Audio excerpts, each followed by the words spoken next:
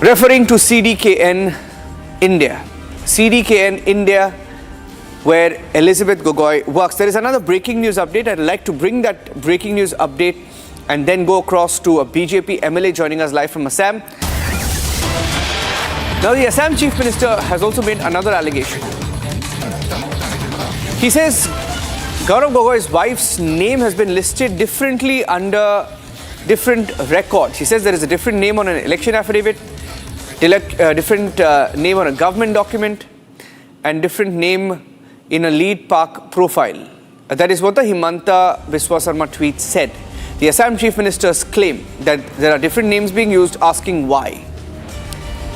Okay, let me go across now to BJP MLA Sushanta Borgohain, joining us live.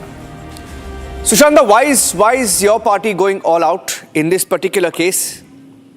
See, it is not about the party. It is about the national security and the concern, because the person who is concerned related to Assam politics. So it's of a great concern, and we have voiced, and our Honorable CM has voiced it, that he has to answer three very simple questions. Why she has not taken the national citizenship, and whether the Gaurav Gogoi has visited Pakistan during this era, whether the MP has, she has worked with the Ali Sheikh of League. So this is of a great concern, because politics is related and he is a politician, and the concern is national security. For these things only we are very concerned about this issue. Yes. 1 minute. You said he visited Pakistan. When did Gaurav Gogoi visit Pakistan? Yes. That is the thing, questions he has to answer. He has not answered that three questions what is raised. When did this visit happen? Why don't you tell our viewers? You're claiming there was a visit to Pakistan. When did this visit happen? So this is the answer has to come from the Gaurav Gogoi, because we know from our distinct sources that he has visited the Pakistan after marrying or during the era 2015, 16, something like that. But the thing is that he has not particularly is coming out about his visit to the Pakistan, his link to the Ali Sheikh of Lead Pakistan. And about many questions he has not yet answered. That's why we are very much concerned about this whole issue. And it's in a very, what you say, this issue has become so sensitive because he's not coming out with the real answers. Now, how are you alleging an ISI link? You're claiming an ISI link to Gaurav Gogoi's wife, who works in a company. She was also linked to the company in Pakistan. Where is the ISI link? See, it has to be established, because the person who is working was once a colleague of Honorable MP Ali Sheikh. He is more concerned about the Indian Muslims or Indian politics or Indian geopolitical systems and all. So he always and he is concerned about the questions raised by the Gaurav Gogoi in favor of Delhi riots and all, many things what he has tweeted. So all this, if you see, has a link. Surely there is a link between the ISI and something like that. It has to be established by the authority concerned. But we are very much concerned. Why? Our state is very sensitive. India is very sensitive. Even Assam is very sensitive. And we are bordering Bangladesh and all. And now the political situation at the Bangladesh and political situations in India is much like a very delicate this thing, and we are bordering these two nations. So, we are very concerned our political atmosphere here. So, these many questions has to be answered, and our Honorable Chief Minister has raised only simple 3-4 questions. That question has to be answered, which is not yet to be, which has not yet answered by Honorable MP. Okay, let me go across to Anirudh. One question with Anirudh. Anirudh, there are several tweets that were put out by Himanta Biswa Sarma, where this person called Ali Sheikh refers to, he applauds Gaurav Gogoi for raising the Delhi riots. And then he tags Gaurav Gogoi's wife, Elizabeth Gogoi, saying that, he's done a commendable job and that she should let him know. But what do we know about any links to the organization or to Pakistan, as alleged by the BJP? See, Elizabeth had walked in Pakistan, and in fact, in one of her tweet after marrying Gaurav Gogoi, Elizabeth has made a tweet in which she has clearly stated that first birthday after marriage being celebrated in Islamabad, and she is very much concerned about the political developments that has been taking place, and on that particular day in the streets of Islamabad, she was probably talking about the 2014 uprising.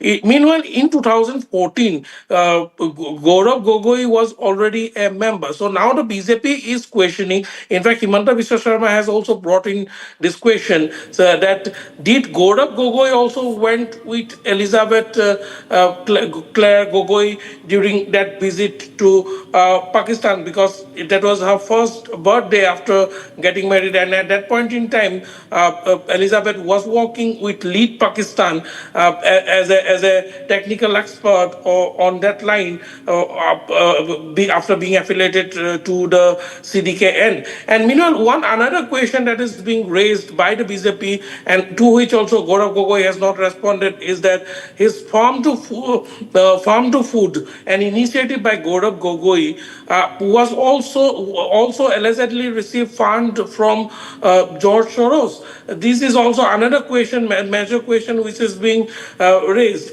And yes, on several other accounts also, we have also seen after meeting the Pakistan High Commission in two parliament sessions, Gaurav Gogoi has raised issues concerning national security, issue which should have been avoided actually, because that can leak much important details about atomic energy and other things related to atomic energy in the public domain. Apart from that, the Forum for Youth on Foreign Policy, Youth for Foreign Policy, the initiative that was headed by Gaurav Gogoi, had published an article which is detrimental to. Just be with me, Anirudh, because I want to ask Sushanta one question. Sushanta, the cabinet in Assam is going to raise this issue, right? Now, what are... Yes. Yeah, how serious is this issue for your government? What next? See, it's very much serious because the issue is related to India's internal security, Assam's futures, and Assam politics. Because none of the Assam politician was like accused in this kind of situations earlier. Everybody has, many party government came, everybody has worked for the betterment of the Assam and for the development of Assam and for the Assam's future. This is the first time somebody is concerned about the external forces and India's internal security concerns and about the future of the Assam. Yeah. Let's see where the story goes. Sushanta Borgohain and Anirudh, thank you for joining us. I'm going across to the next breaking story that I have from Bangladesh. Let me go across straight to that. There has been a desperate crackdown by Muhammad Yunus. Awami League claims that over 4,000 supporters and leaders have been arrested in the last 6 days alone. They claim that Muhammad Yunus, through Operation Devil Hunt, is going after what is left of the Awami League. I have Shafiul Alam Nadel, who's a former Bangladesh MP, joining us live. Shafiul, can you hear me? Shafiul, can you unmute yourself? Yeah, go ahead, Shafiul. What's going on? Yes, look, in Bangladesh, in the name of the devil hunt, it according to the address only for hunting Awami League leaders, activists. Because, you know, in last 6 months, according to government, they said every month more than 320 people killed every month in last 6 months. They have only devoted at this killer or outlaw. We cannot seize any action for the people's safety or security. Look, in the before 5th August, some militant and Islamic terrorists, they are out from jail. They burned out Awami League leaders' houses, and many establishment. In our law and security forces, no any step for people's safety or security in our country now is not it's called devil hunt.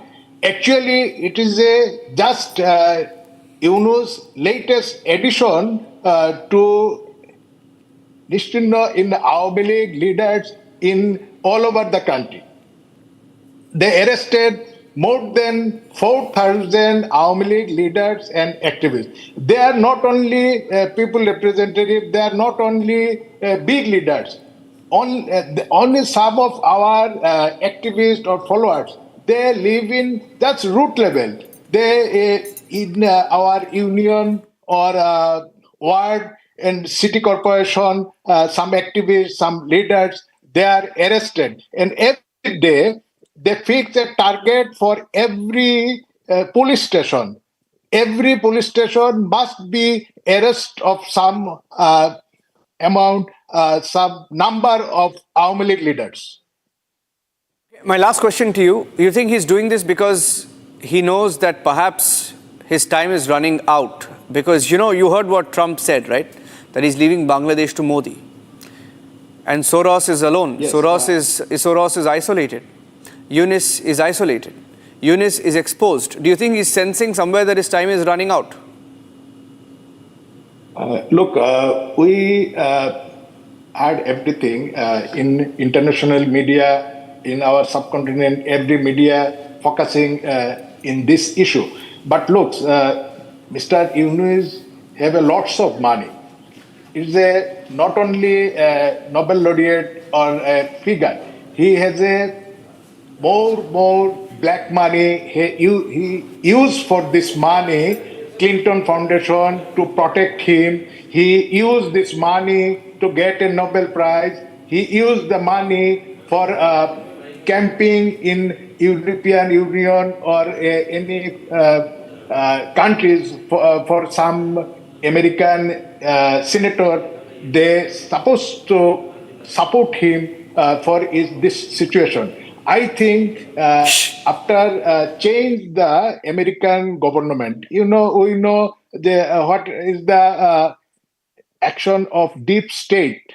However, we hope in this situation in our not only Bangladesh, for this subcontinent peacefully we live here in Bangladesh, India, Hindu, Muslim, or anybody, for everybody, for security in militant force, we must be demolished and must be kicked out from Bangladesh in terrorist Yunus government. Yeah, okay. Very interesting times in Bangladesh. 4,000 Awami League supporters, workers, leaders arrested in what is being called Operation Devil Hunt. We're keeping a close track on that story in Bangladesh. That's a former Awami League MP, Shafiul, joining us, and we're keeping a close track on Bangladesh itself. Yunus, yesterday on Republic, on this show, we brought you some details of Muhammad Yunus, a Nobel laureate who has got funding from USAID, millions from USAID, millions from the Melinda Gates Foundation, millions from Ford Foundation. It's all adding up. The dots are being connected. That's it on the show this evening. Thank you for watching.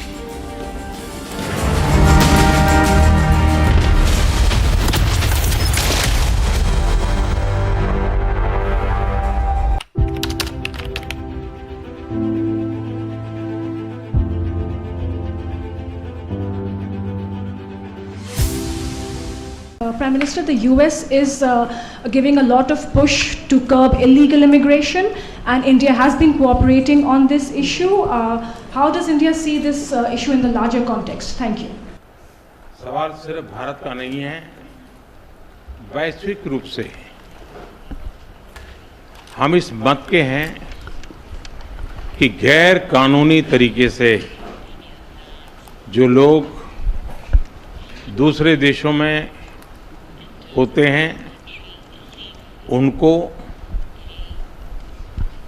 वहाँ रहने का कोई कानूनी अधिकार तो है नहीं। जहां तक भारत और अमेरिका का सवाल है, हमने हमेशा कहा है कि जो वेरीफाइड हो